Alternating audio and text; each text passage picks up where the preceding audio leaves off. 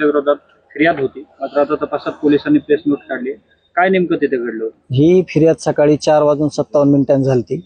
1:30 वाजता माझं मेडिकल करण्यात आलं. कारण का मी ही फिर्याद होत होती त्यावेळेस सांगितलं होतं की गुन्हा नोंद करा 100%, परंतु व्हेरिफिकेशन करा, व्हेरीफाय करा. परंतु तसं न होता घाई कशाची झाली होती हे मला माहीत नाही.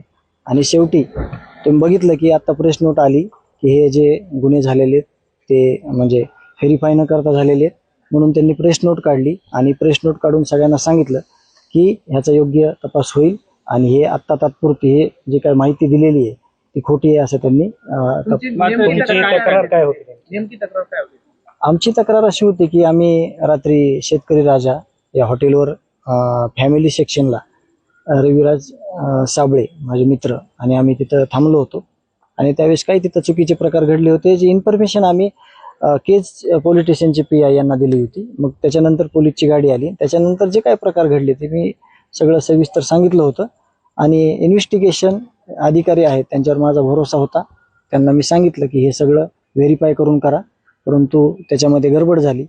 त्यांनी सकाळ उजडू न देता रात्री 4:57 गुन्हा नोंद केला.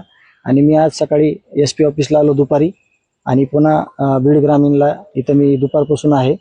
आत्ता ज्यावेळेस खरं तर DYSP साहेबांचा 5-6 तासाचा वेळ या पोलीस स्टेशनला आपण बघितला सगळ्या पत्रकारांनी गेलेलं, तर हे सगळं निष्फळ आहे. यातून असं निष्पन्न झालेलं आहे. त्यामुळे येणाऱ्या काळामध्ये त्यांना आम्ही अशी विनंती केली की खोटी तक्रार घेताना किंवा करताना व्हेरिफिकेशन करा. आणि मी तेच सांगत होतो, परंतु त्यांनी व्हेरिफिकेशन न करता गुन्हा नोंद केलेला होता माझ्यावर, तो आता मागे घेण्यात आलेला. मात्र तुम्ही देखील फिर्याद दिलेली होती. तुमची काय फिर्याद होती आणि नेमकं तिथं काय घडलं? तिथं जी परिस्थिती झाली त्याची मी इन्फॉर्मेशन दिली होती फक्त, की इथं अशी अशी परिस्थिती आहे, ती हाताबाहेर जाऊ नये किंवा तिथं काही गैरप्रकार घडू नये म्हणून मी PI साहेबांना इन्फॉर्मेशन दिली. त्यांनी माझ्या अंगरक्षक, मी रात्री सांगत होतो, अंगरक्षक सांगत होते की धनंजय भैया गाडीच्या खालीच उतरले नाहीत तर बाकीच्या काही गोष्टी घडायचा प्रश्नच येत नाही. आणि आम्ही सांगत होतो की CCTV फुटेज बघा, परंतु तसं न होता गुन्हा नोंद झाला होता.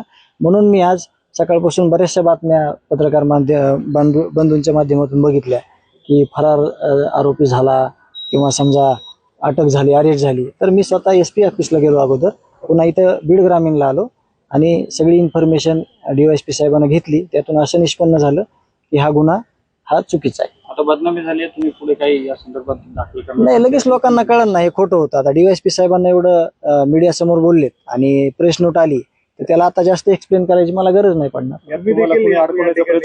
नाही, ह्याच्यामध्ये डिटेल मी आपल्या राज्याचे गृहमंत्री, माझ्याकडे चुकीचे FIR झालेले 7-8 FIR आहेत, हे सगळं मी सविस्तर त्यांच्याकडे नेऊन देणार आहे. त्यावरती निर्णय घेतील. काय नक्कीच तुम्ही दुपारी आता इथं आल्यानंतर म्हणलं होतं की धनंजय मुंडे यांच्यावर म्हणजे FIR दाखल करते, त्यांनी गोळीबार केला असं सांगितलं. जे त्यांनी मला जे काही गोष्टी विचारल्या आणि मी सांगितल्या, ज्या कागदावर आल्या ते मी तुम्हाला सांगितल्या, ज्या नाही आल्या ते मी तुम्हाला कशाला सांगू.